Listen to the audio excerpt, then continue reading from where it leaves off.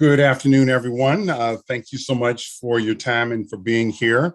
Welcome to the April 2022 webinar series. And as Veronica just told you, this month's series is on prioritizing self-care and mental health in academia. So now, given what we've all experienced over the last couple of years in terms of COVID and how it's impacted all our lives, we thought it would be especially appropriate and timely to discuss self-care and mental health issues. I don't have to tell anyone tuning into this event that even under normal circumstances, pursuing a PhD by its very definition is very, very stressful and very taxing. So the goal of course, is not to let the stress debilitate or incapacitate one as they're going through this process. You know, and we probably all know people that has happened to as they go through the process of earning a PhD.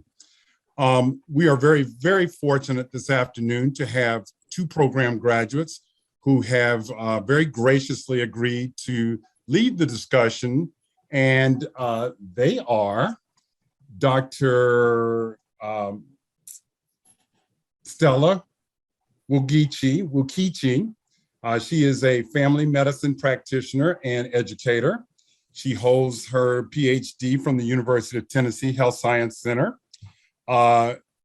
Dr. Wukichi is the owner and medical director of Bluff Medical Group, a comprehensive medical and mental health practice in Germantown, Tennessee. We also have with us this afternoon, Dr. Shani Collins-Woods. She is an assistant professor of social work and the behavior of social work coordinator at Austin Peay State University in Clarksville, Tennessee. Her areas of research interests include community engagement, health equity, race and gender issues.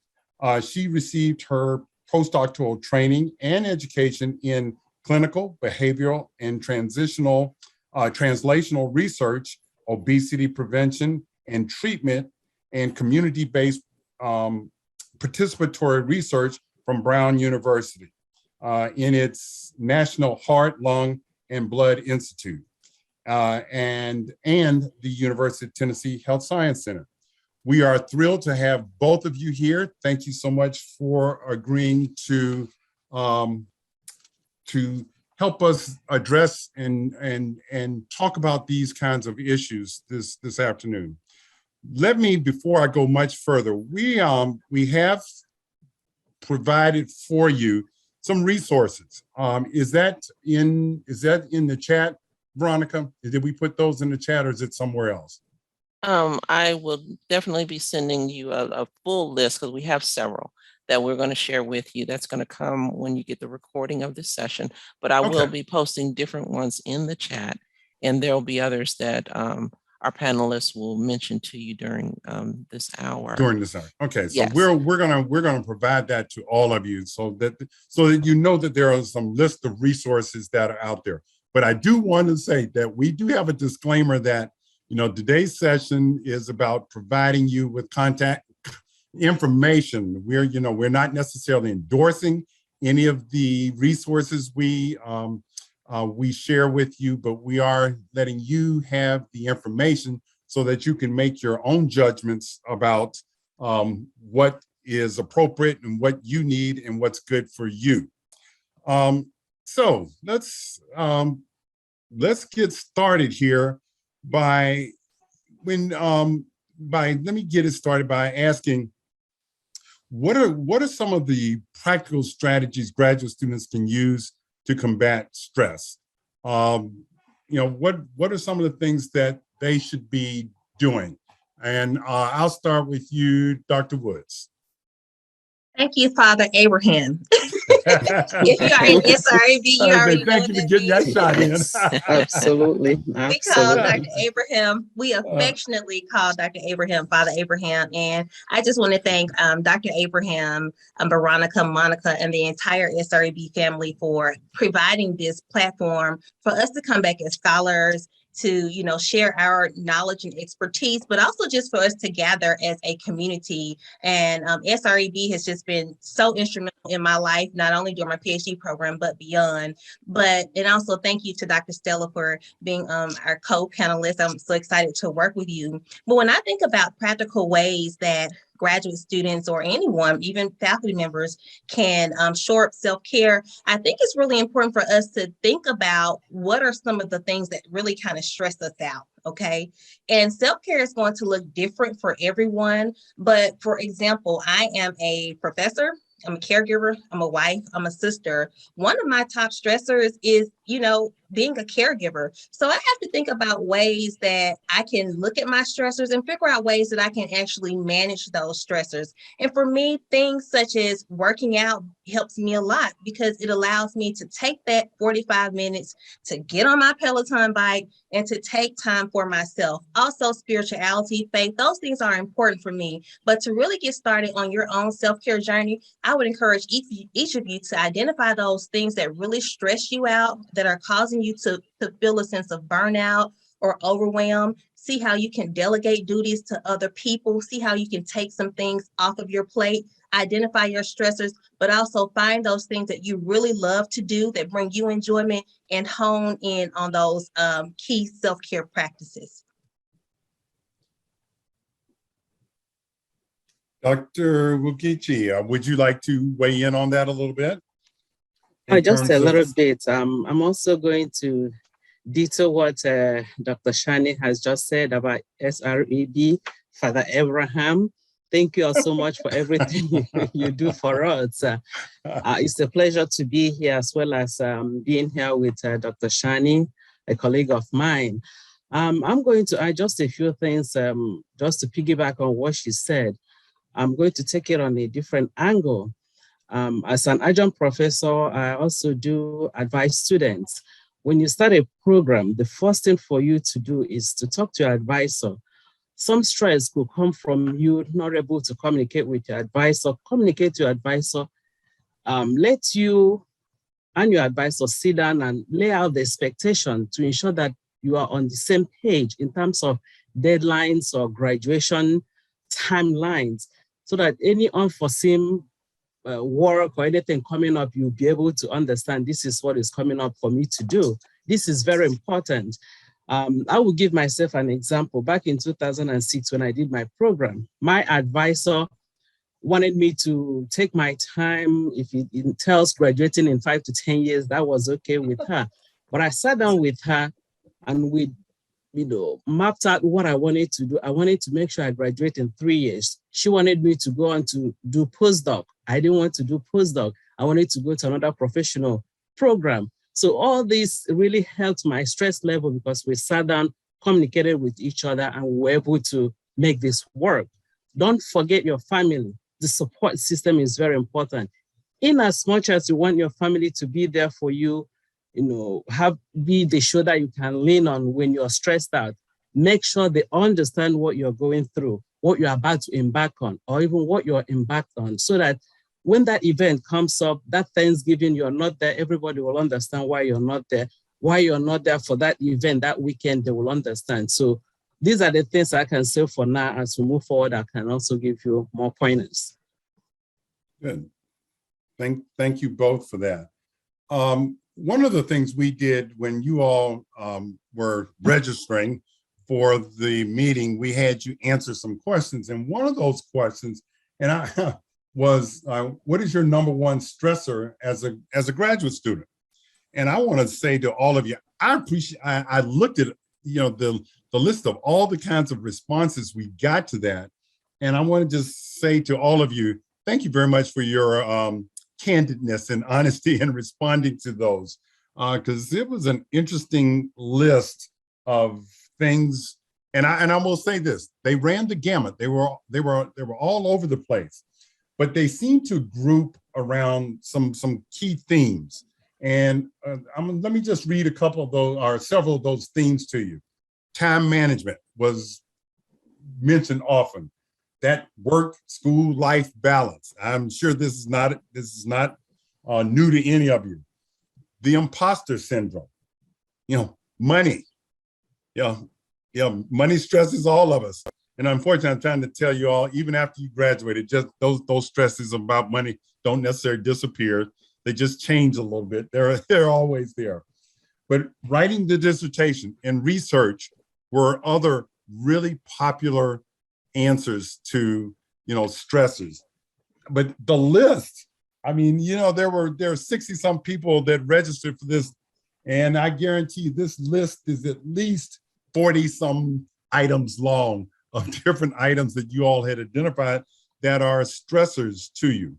One of the things that I think we all want you to do as we talk about these issues is this doesn't necessarily have to be the presenters talking to you. You all can raise some issues that we want this to be a discussion and your engagement in the issues that come up. So if there are some specific things that you would like to ask either one of our panelists about, please feel free to raise your hand, and we'll address those issues or put your question in the chat. I think Veronica is monitoring that, and we can bring those questions to the table.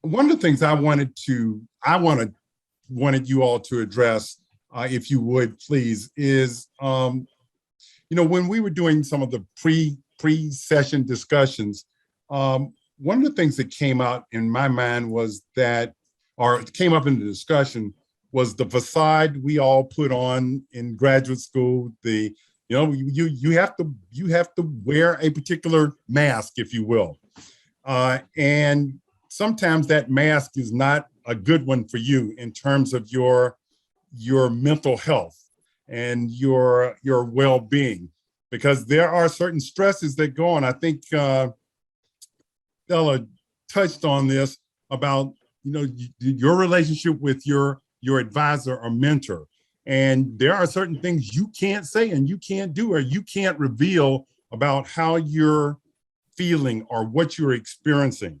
Would the two of you please just comment on things and ways that our doctoral scholars should be dealing with those relationships, the facades that they have to wear, what they should do? Because we can't be ignorant of the fact that there are some political concerns that PhD students have to be concerned with, but strategies that they might turn to in order to deal with some of those stresses and where they might go for help and assistance. Would the two of you weigh in on that a little bit, please? Yes, I think Dr. Abraham, you presented a very good question, and we talk about We Wear the Mask. That's emanating from Claude McKay's poem, We Wear the Mask, and we wear the smiles. We put these smiles on, we put this facade on, but oftentimes it can conceal hurt, anger.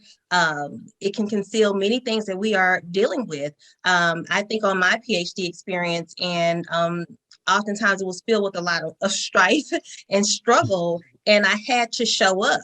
And we have to ask ourselves, what does showing up consistently when we aren't really communicating or expressing how we feel to our advisors, to our chairpersons, what does that do to us psychologically? I was just presenting at Tennessee State last week, and they said, well, what about Ketanji Brown Jackson? I said, yeah, she had to sit there and was the smartest person in the room. She had to smile and present this image, but right. Do we really know what that does to a person psychologically? So I think that's a very good question. Some strategies I would encourage doctoral students to do as they navigate through the murky waters and political waters of a PhD program. As Dr. Stella pointed out, have a strong support system. That's the great value in SREB. It was a support system to me. It is still a support system.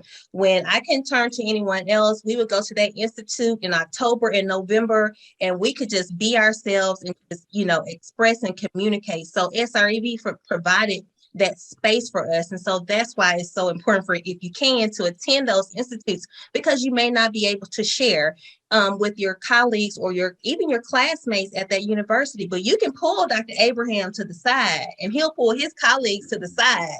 And because I had a session like that, and they will pointers to navigate through that experience. So have that support system in SREB, have it if you can in your family members, or and if faith and spirituality is something that's important to you, also have a strong support system. But in terms of communicating with your advisors, you do have to figure out what you can say, what you cannot say.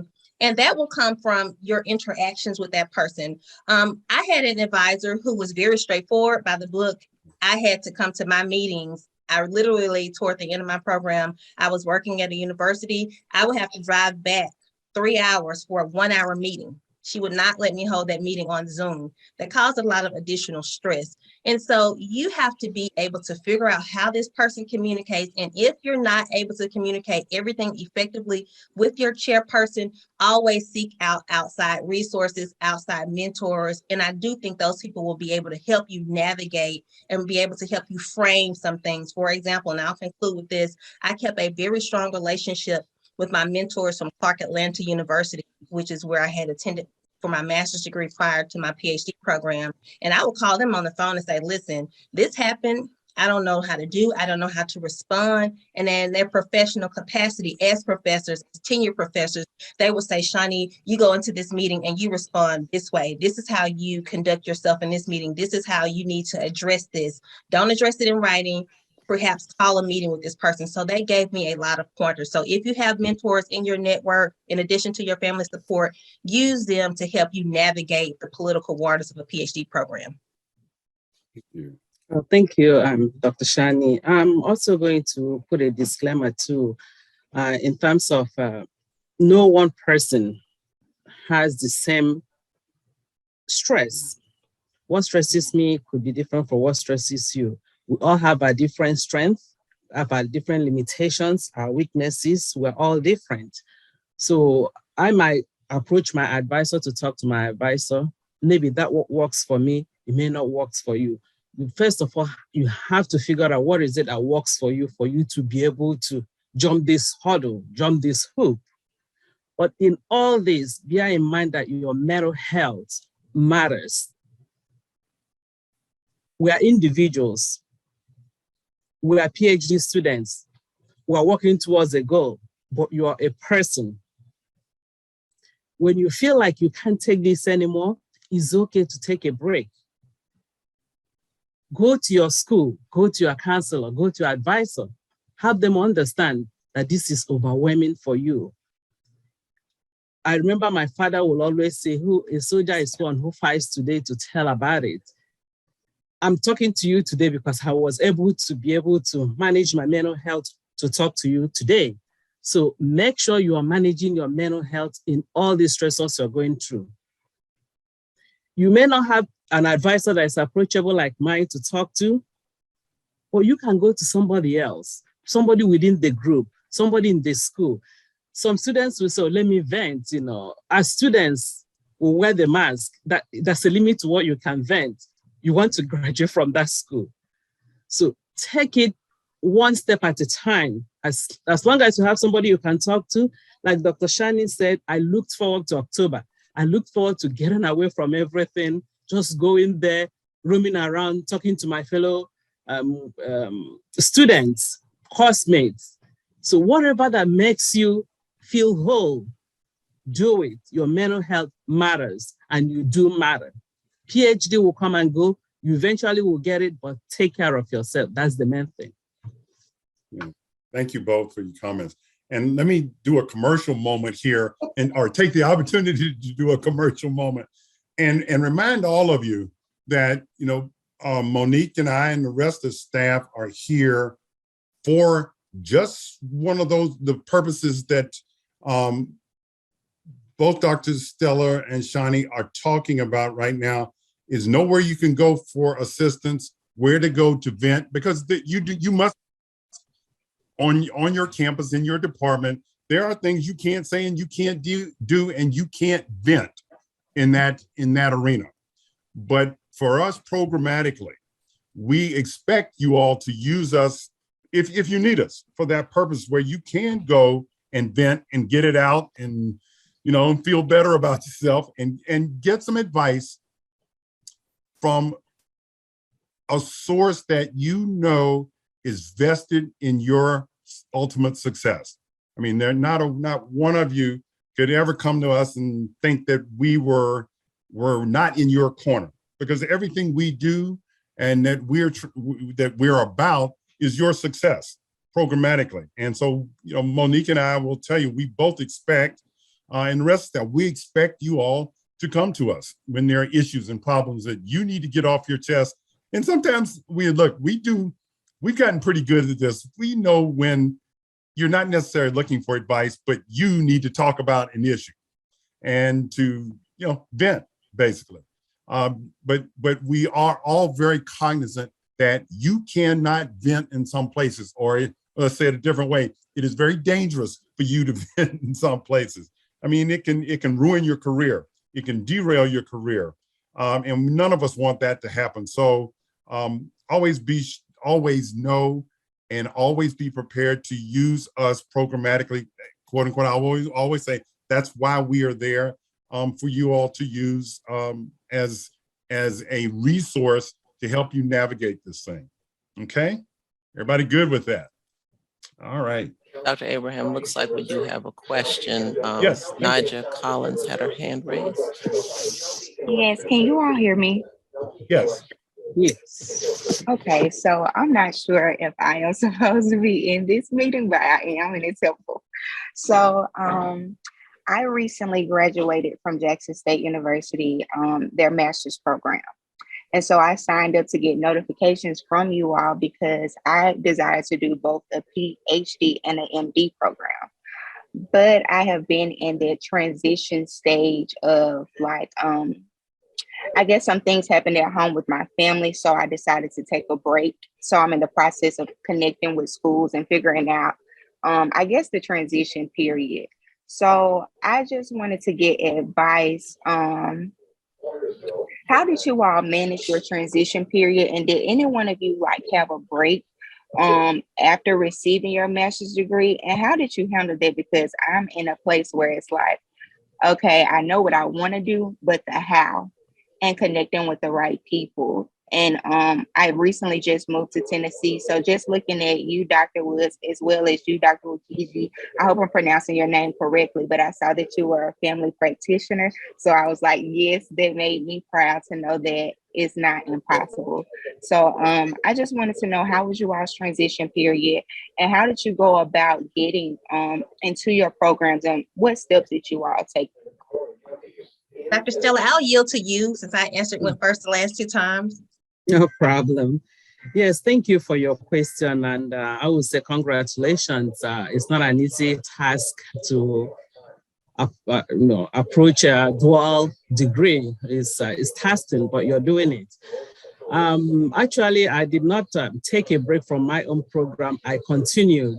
And that will tell you how tough it was, how difficult and stressful it was.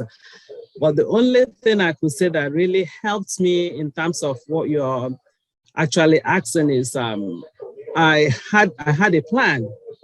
I had my schedule. I had things I wanted to accomplish at certain time.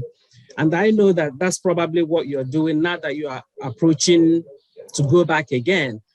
The best thing I will advise is probably to approach the school and see how is the best way for you to transition into the program again. I'm not sure if some of the courses you took before will still transfer. Hopefully they will. That's where I will still start from the school, because I didn't take a break from it. But make sure in anything you do, always make sure, I call it the 50-10 rule. Study for 50 minutes, take 10 minutes break, so that you'll be able to put yourself together and do what you have to do. Within the 10 minutes, it could be something like singing. I like to listen to classical music. I can listen to classical music, 10 minutes, go back to studies. So approach your school, have a schedule, work with your schedule, be flexible, but don't procrastinate. When you procrastinate, things pile up. Or when you're flexible, it helps your mental health, because we're human. You can't do everything at once. You can say, okay, let me not read on Tuesday, I'll read on Wednesday, but don't procrastinate. Let me not read the whole of this week because it's going to pile up. So that's what I will advise. Thank you. Thank you so much. Dr. Stella, great comment. Ms. Collins share a similar last name, and I'm a Tougaloo College graduate. I'm from Mississippi. And I will say, I hope that we can connect. I will say to you, I understand, I went from high school to PhD. So I went straight from high school to my PhD with no breaks academically. If I were to do that again, I think I probably would have taken some breaks. And because I look at the end of it, I'm like, oh, I was very stressed out toward the end. During my PhD program, I went back to get a second master's, which was really encouraged by my program, but I didn't want to do it. So I was not only finishing my PhD and writing my dissertation, I was going back for a second master's because I think at my program, they were piloting this program. They were trying to introduce the MSW PhD because they really did not have a lot of graduates. And so I was kind of one of the first to kind of do that in the program and was highly encouraged by the chair to do so. So it was very stressful for me. What I had to realize as I was going through, and I mentioned this before, that those mentors, those people to kind of speak positive words or to really interrogate your plan a little bit and say, does this make sense, Ms. Collins? Are you really sure you want to take? You need people like that, not just people to tell you yes all the time, but people to really say, okay, you may want to take a break here, or you may want to pause here, or I think this is a good idea for you to pursue. I have, again, kept strong relationships with mentors, professors from high school, college, PhD, master's programs. Those individuals have provided a lot of guidance to me. So I would encourage you, and I don't mind informally mentoring you if you need that. Find you someone to really provide strong mentorship, because there are many people who have walked the road that you are trying to go, many people who've done that joint program that you're trying to do. They can provide guidance, resources for you, and help to make your path easier. What was helpful to us was also having that SREB funding, because that it took that financial worry off, that stress off us in a lot of different ways. And we were able to see the excellence that we could be by attending the Institute. And I will conclude by saying this. My uncle is a university provost at Mississippi Valley State University for many years. My sister's professor. I have individuals in my family who are professors. And so I have grown up surrounded by people who were my family's friends, but I didn't know at the time, because I was younger, that they were professors, they were scholars. So I have always been able to have a connection to academia as a result of my relationship with some of my family members, and everyone doesn't have that. But if you know someone in your immediate circle, have conversations with them, ask them, they will be willing, or they should be willing, to share with you and impart knowledge to you. And good luck on your journey. Nigel, Thank you so much. You're quite welcome. Nigel, let me just you're answer. from Itabena. Oh, well, she knows about the valley. That's what my uncle used to be provost at Yes, that university. My uncle's wow. Nigel, let me add to that too, that, you saying, well, I don't know if I'm supposed to be here. Obviously you're supposed to be here. And you can, one of the things, if it's not this program, it could be another program, is finding communities like this that are supportive of you. So that, you have many mentors. I won't go into, but there should be multiple mentors. It shouldn't be one or two people. You should have multiple people who can help you, advise you, share with you of how to navigate this. Because there isn't a way. There are lots of different ways, and you need to tap all the resources that you can get to help you figure out how to navigate it and how to get to where you want to go. Shani, I too did that same thing, and I came to the same conclusion. I went from high school, and I went straight through, and I was pretty exhausted at the end. And I said, I don't think I would necessarily advise anybody to do that. It worked, it worked for me, and I got through it. But boy, toward the end of it, I was pretty spent. Didn't have much more to give to anybody. No, Yeah. people ask me about school, and I say no, absolutely not. No. Yeah, you and I Hi, should talk guys, on that. I had that same reaction as well. It's like, no. I don't want to go near a classroom for a long time. It took me a long time to get over that. Yeah. Hi guys, Long time. this is Letitia Salam Zayed. I'm a 2005 SREB graduate. I thought I'd just check in with you guys. Hey, Letish, what's going on? I echo everything that you just said. Please do take breaks. Yes. I went from high school to college to internships to graduate school to full-time work and did not take a break, frankly, until 2019. I do not encourage that. I echo everything that you guys have been saying. You need the time to just allow your mind to rest sometimes. It wasn't, frankly, until I was deep into practicing in industry that I had a mentor say to me, this guy, he's probably close to 80 now. And I thought it was foreign. He said, you know, Letitia, sometimes you just need to take a mental health break. And I was like, what do you mean? We work. This is what we do. And like I said, it took me until 2019 to really reach a point where I recognized that I was burning out. And don't let that be you. Let me mentor you from afar. Take the time, because what it will allow you to do is come back with fresh eyes, fresh perspective, and even more energy and passion. Excellent point. Excellent point. Veronica, do we want to ask one of our questions right now, this group? Certainly. I'm going to put up a poll for everybody. So bear with me here just a minute and to give you just a few seconds to answer this. Do you do self-care daily?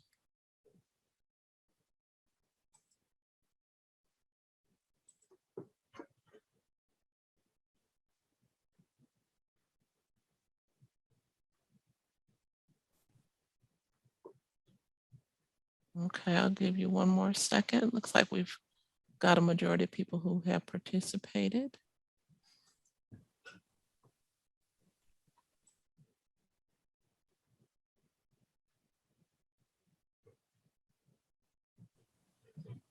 Okay. And I'm going to share the results. Looks like 55% of you do self-care daily, but there's another 45% that do not. And if our panelists could address the importance of that. Any comments on what you're observing about us as a group? Well, it's great that a majority seems to be practicing self-care daily. So you all have this great self-awareness. Wonderful, scholars. It's really good.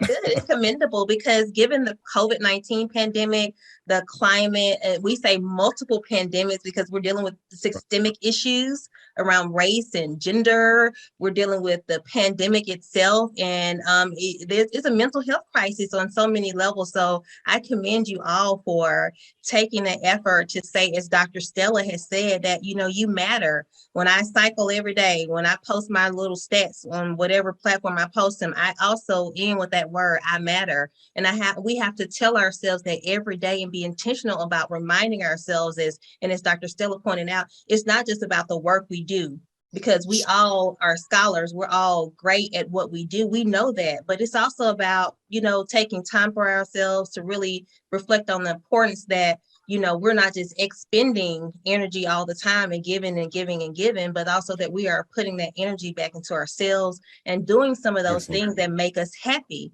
Because life is very short, and I'm learning that as I deal with aging parents. Life is very short, and we have to cherish the times and the moments that we have with ourselves and with our family members and put a priority on that, because we can give so much to spaces and places, and we can do so little for ourselves. And then here you go, you get sick or something happens, an unforeseen accident, and you think and reflect and say, I should have made more time for myself or for my family or for those things that matter.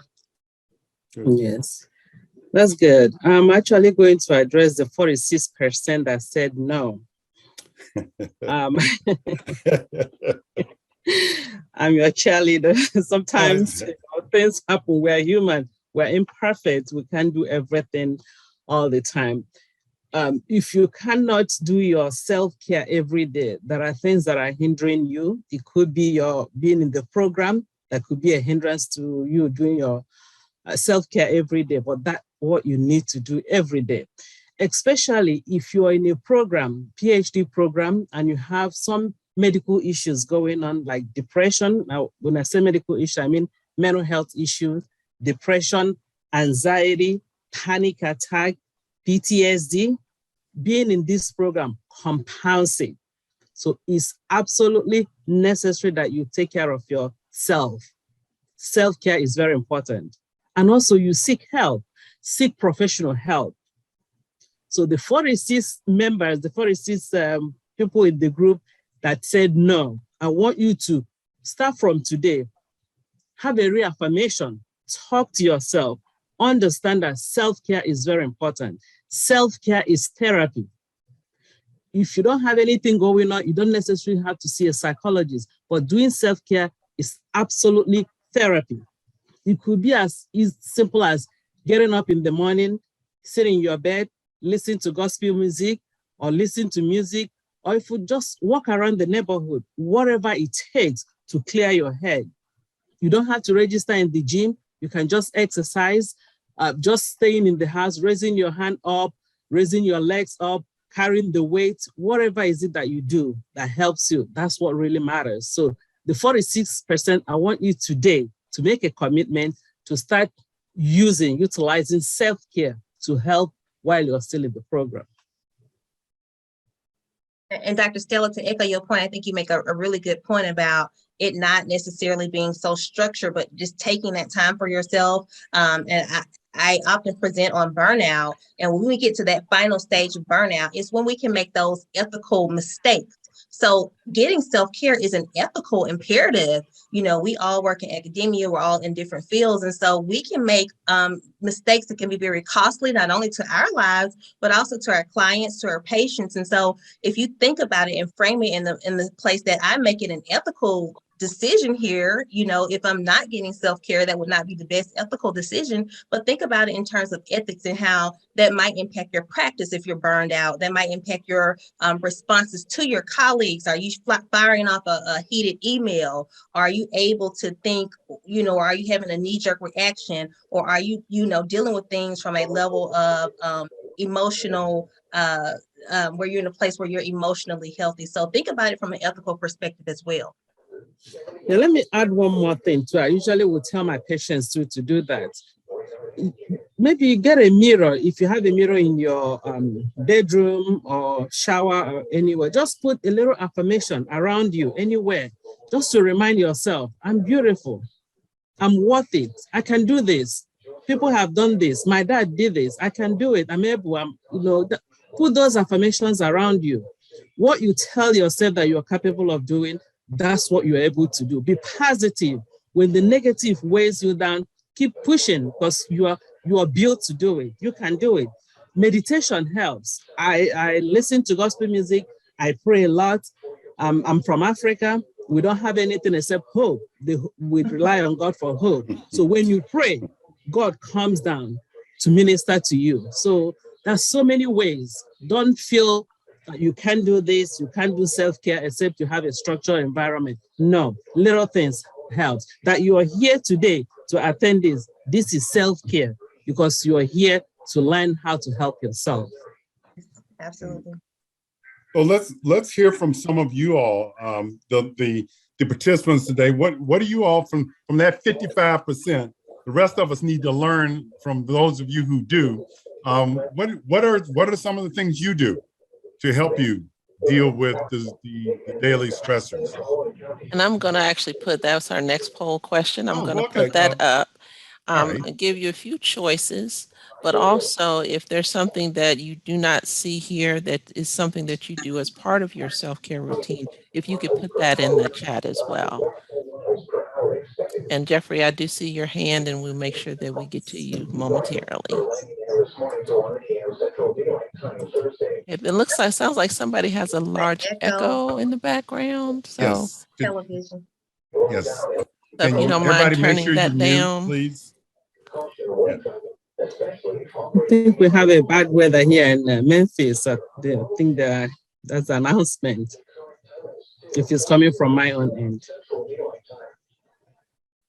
Okay, looks like we've got 66% of people who have participated. So I'll give you just a few more seconds to go ahead and add your comment.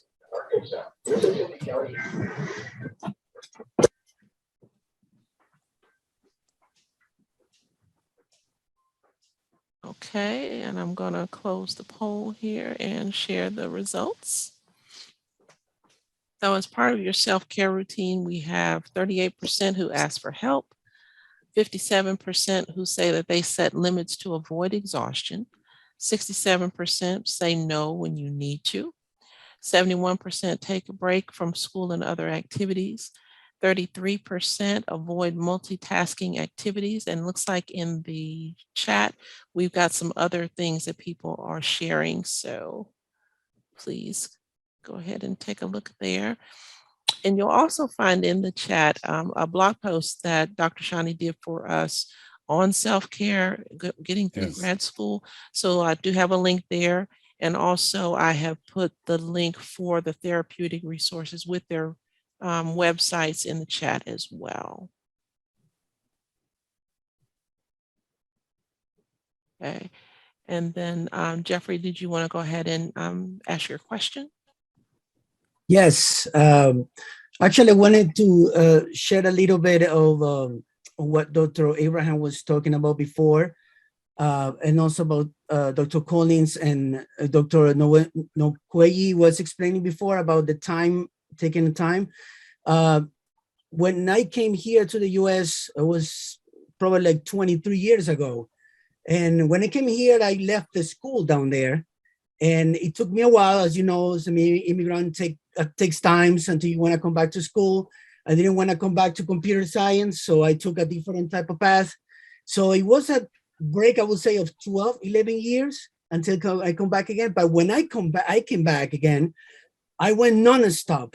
Like I was so obsessive of finishing this. It was something that I kept pending for so long. Watching friends, family, relatives, everybody like getting graduated, getting families, you know, jobs. And so I'm like, I need to do this. This is what I was looking for.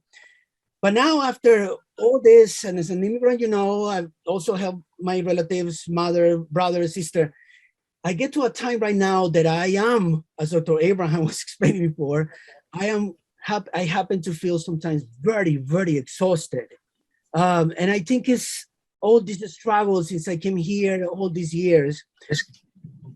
Yeah, so then what I try to do, sometimes I realize that after many years, I put a lot of pressure on me. So that's one question that I want to make, because separate from the stress that we as a student have, you know, the usual thing, homework, assignments, study, the readings, all that, comprehensive exam, dissertation, proposals. Separate from all that, what can you tell me about this extra pressure that sometimes we put on ourselves, saying like, okay, I have to do good. I have to do this because it's my only chance. And as you know, I am right now, I'm going to be 43 years old. So I see it like I have to do this now. Back of this, because this is being such a struggle and fight. So what can you tell me about this pressure that little by little I try to control it, but sometimes just, you know, it hits me and it gets me exhausted. I understand exactly where you're coming from. We take on so many responsibilities. And as you mentioned, sometimes we can start comparing ourselves to others, or even we can kind of, you know, engage in a lot of self-depreciation. And we don't think we're really doing it, but we really are engaging in that negative self-talk. And we do put that pressure on ourselves because from communities of culture where there has been historic trauma, there's a pressure to succeed, to be successful, to achieve. And as I mentioned, sometimes we don't really contextualize what that does to us mentally, what that does to us physically.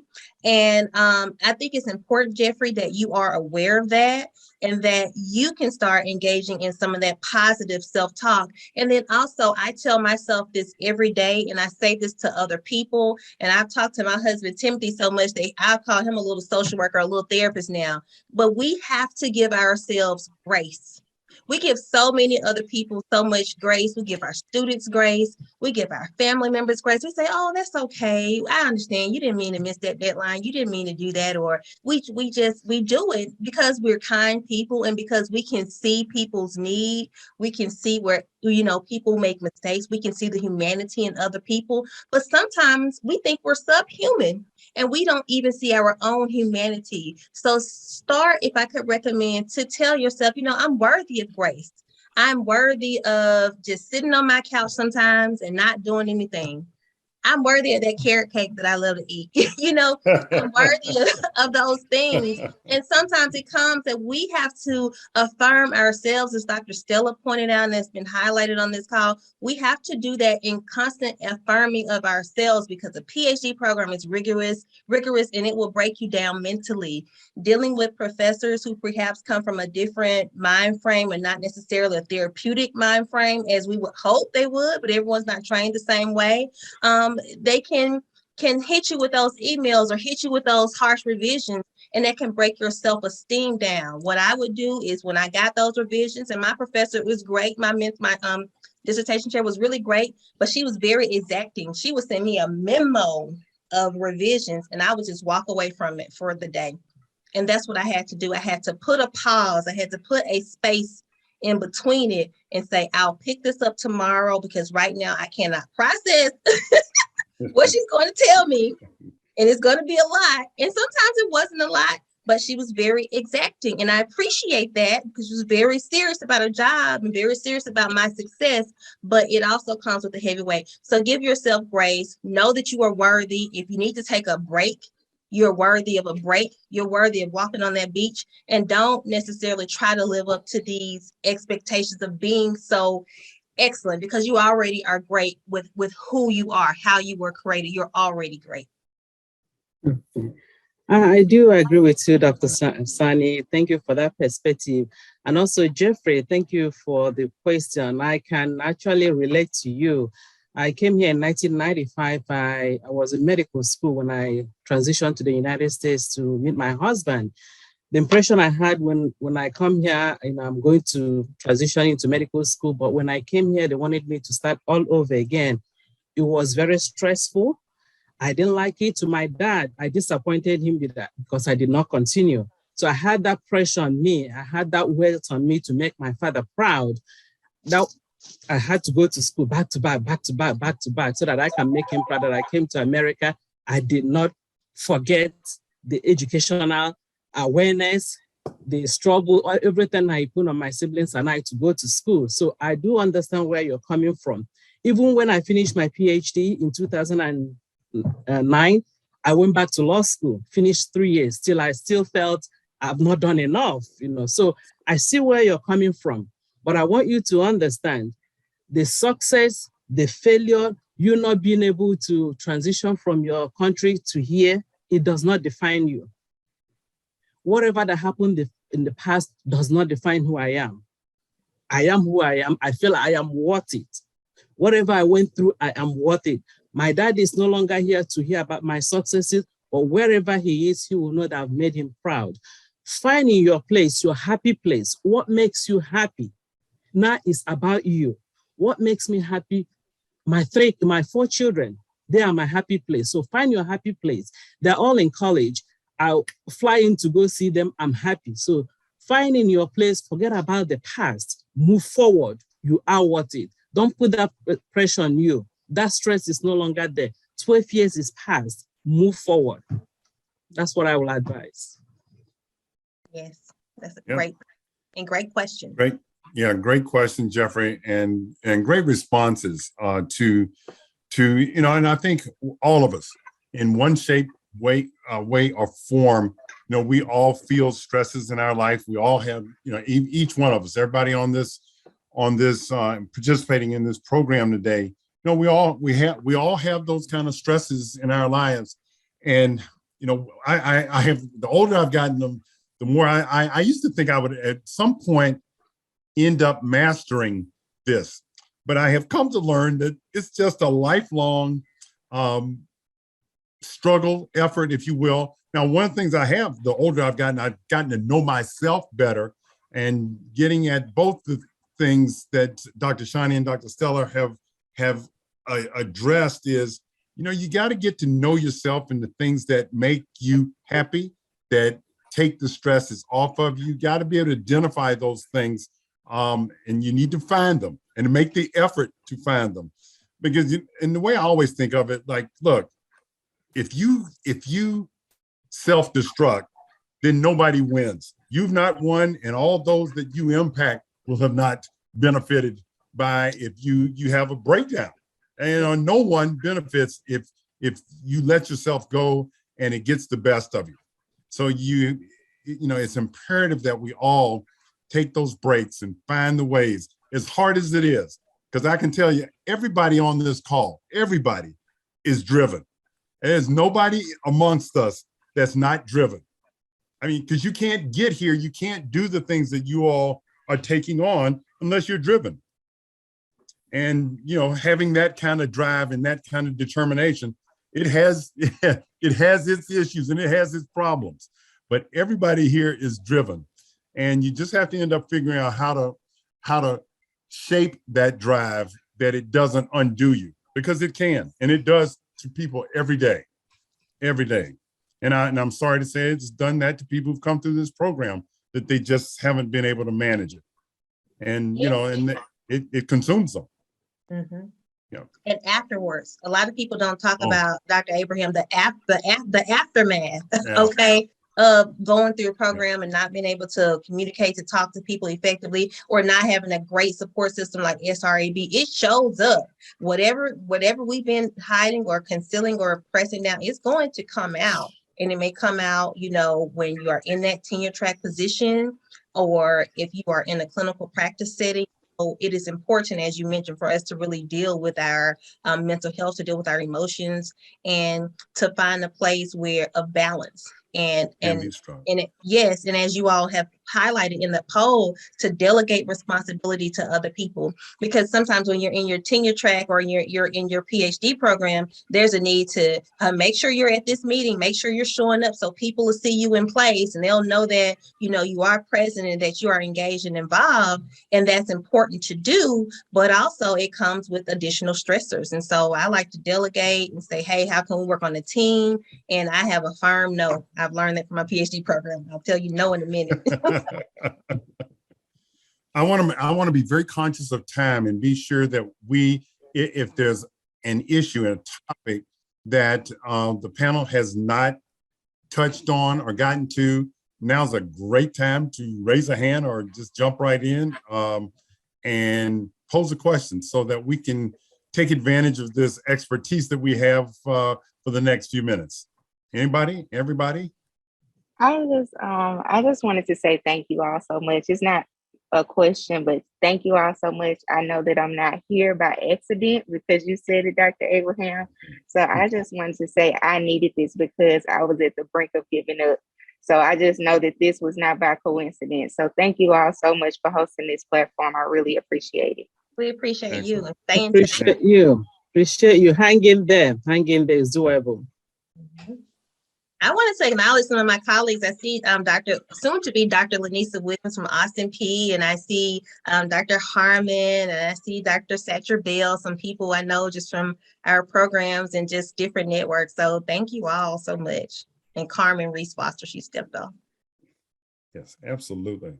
Any questions? Anybody? Anything that wasn't touched on that you want to get some feedback or get some or comment on? It doesn't have to be the panel talking. We invite your input into this as well. I just want to say hi, Shani. It's so good to see you. It's been such a long time. And I haven't seen Natasha in a long time either. So yeah. I just want to say, choose your destiny, right? Try not to let other people dictate your destiny, your path, your journey. I got my doctorate in 2005. And I've been on a journey, as Dr. A knows. I'll say a roller coaster, a heat wave, or whatever. But I think it was something that I had to go through. And again, being a part of SREB since I started my doctoral program in 2001, and all these years later, Dr. A has always been there. Dr. Moore was always there, God rest his soul. And so those, that is so important. And I will say this, I was tenure track. I chose, and now my current position, to do NTT, non-tenure track, because I just did not want to do that anymore, tenure track. So I made that decision. And I've moved. I used the pandemic. I started my new position remotely because of the pandemic. And I've moved back home. So I utilize the time of being remote to say, all right, let me jump back and get back where my support systems are before HR at Loyola decides we're going to change the rules. You got to stay in Chicago. And I didn't want to do that. And I am much better for it mentally, physically. So, and even as a doctoral student, I was the only Black doctoral student in my program for a little bit, and that was hard. But, I got through it. But choose your destiny. Like you say no, set limits, boundaries with your dissertation chairs, with people in your family, if you can, but do you. That's the thing. It's like, do you. So. And I think I commend you and congratulations on your new endeavors. I remember one of my dissertation chairs also made that comment to me, and he was over grants and so forth at the university. And he said, Shani, I'm not tenure track and I'm perfectly happy with what I'm doing. You have to really think about your trajectory. And as you mentioned, what you want to do. Tenure track is not for everyone. It doesn't mean it's a failure. It doesn't anything like that. You have to decide what you want to do, because you can still be in academia, still achieve and ascend if that is your goal, and do so many wonderful things. And so he really did have that great discussion. And that was my first time actually hearing someone say, hey, I'm not tenure track and it's by choice. And I just want to do something different with, my PhD. I want to do more research or more this and that. And so I think you raised a good point about deciding what's going to work for you. And sometimes we go, because academia can be very traditional and very structured, we go with what's been presented before us versus really sitting down and thinking about what's going to work best for ourselves, physically, emotionally, mentally, and, for the long-term trajectory. So good points and congratulations. Yes. Excellent points. Excellent points. And it reminds me that too often in academia, we artificially place the standard of tenure track position on success and define it that way. And, it really, I thought the point was just poignantly made right here, is that there are other options and you can make decisions for yourself. You got to figure out what makes you happy. And I can say to all of you, tenure track's not for everybody. It really is not for everybody. It doesn't mean you're less successful. It doesn't mean you can't be in the academy. It just means you've chosen a different path. And the key here is it being your choice to do, not let somebody else define it for you. Right. Yeah. Absolutely. Yeah. I decided to be an adjunct faculty member, and I'm happy with it. Yes, exactly. There are choices to be made. And, whoever said, yeah, you got to do you, and whatever you is. And, the journey is figuring that out. It's figuring out who you are, what you are, and what you want to be in this process. And it is clearly different for all of us. It doesn't make anybody more or less successful than anybody else. It is, at the end of the day, I think, about your being satisfied and happy as a human being. All right. Dr. Abraham, looks like we have one last question. I see Mahalia Crawford has her hand raised. Thank you, Mahalia. Hello. Thank you so much for this conversation. It was very, very, very cathartic. As I am in my 4th year PhD program at LSU, and being a Black woman and then being a Black woman in academia, it's super hard, especially to structure self-care and being able to do the things I have to do to survive. So again, thank you again. And also, Dr. Shani, I am a Tougaloo college graduate. I graduated in 2018. But my question is, so I come from Chicago. So I'm from Chicago, and then I moved here to Louisiana, mainly by myself because most of my family is from Chicago. So really a question is, how do I guess, be in a position where, is there at any point will I be able to be comfortable and in a situation where I'm not at home? Because I think even though I'm grown, I still get super homesick because I don't live in Chicago. And I think that contributes to me not prioritizing my mental health because one, I'm here kind of alone, but I need family. And then I am in a program that's super rigorous. So any suggestions for that? Because I know that you all probably have moved around to different places and things like that. Are you down there with Dr. Church, Wesley Church? Is he still there? You may not know. You're in a rigorous program with Dr. Church. Well, I can say I went home all the time on the weekend. Catherine mentioned that in the chat that she, has found her family to be a support system. And I would go to Mississippi, from Tuscaloosa to Mississippi, just to sit around my parents, my mom and dad and my sister. And I can remember us watching maybe an Alabama football game, went home, and they were like, "Why are you up here crying?" I said, "Because I'm trying to get my APA citations and I don't know what to do, but I don't know how to, I'm MLA at Tougaloo and I don't know, I'm, switching." And they would just be there to rub my back and to comfort me. And so you, again, soon to be Dr. Crawford, you have to find that support system. And it doesn't make you a baby, but it's okay if you want to be around your parents and your support system. And I know it's difficult because of COVID and it's difficult to travel from Louisiana to Chicago. But I'm not sure if you have a network of friends in there. You kind of said you're isolated, and I hate that for you because I don't want you to feel isolated in your program. I don't want you to be isolated. It's a very big university, and I don't want you to feel that sense of isolation. So if I can do anything to support you as a meta mentor, I'm definitely happy to do so. If you just want to have a Zoom, just sit there and talk or write, you can always contact me and reach out to me. And to any of us who are available on this panel. But again, don't feel shame about going to your family members or to doing those things that bring you comfort, because it's about your mental health.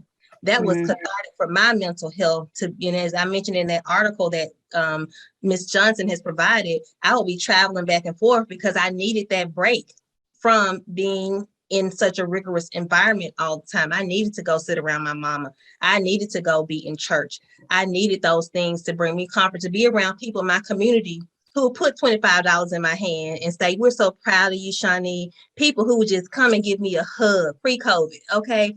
To love on me a little bit. So that was important for me. And find what you need. And of course, Tougaloo is filled with so many scholars and academicians. So we have a big community of people who've already walked this walk. So we can definitely provide support to you in that capacity if you need anything, just as an alumni.